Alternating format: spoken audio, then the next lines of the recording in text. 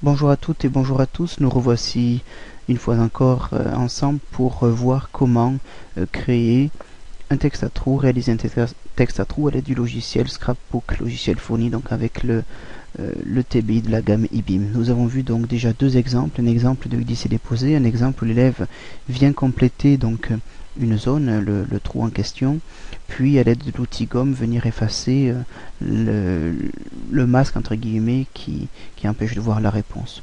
Il est possible de procéder autrement, donc à savoir adopter un petit peu la méthode inverse que je vais vous présenter à présent. Donc le principe est le suivant. Bon, cet outil on le supprime. Voilà, je vais cette fois-ci au contraire compléter le texte, c'est-à-dire laisser les réponses. Raconte, il traverse la route, tchac tchac, donc la girafe.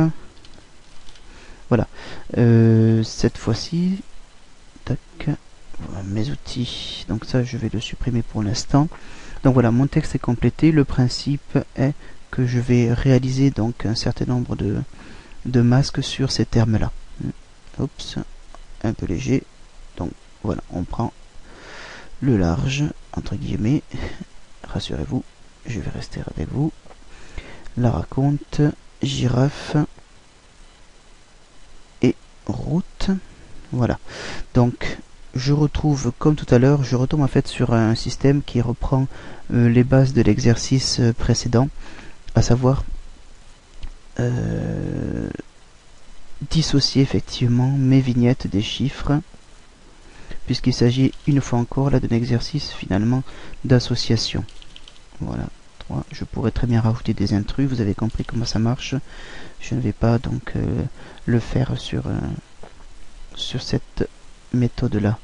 Je vais rajouter donc du texte, à savoir les numéros correspondants à tac, 2, 3 et 4. Voilà, on utilise sélecteur, je place mes termes. Alors pour un peu plus de lisibilité, effectivement, on pourrait travailler sur le design, bien évidemment, de cette page. Je vous montre le principe. Bon, le principe, une fois l'exercice réalisé, est le suivant. Les élèves passent au tableau, viennent déposer les mots devant le chiffre correspondant au trou et ensuite, à l'aide de l'outil gomme, viennent contrôler si leur réponse est correcte ou pas. Cela fonctionne un petit peu comme des jeux de grattage, donc sauf qu'ici, il y a juste à gratter entre guillemets la bonne solution, à savoir si l'on a visé juste ou pas.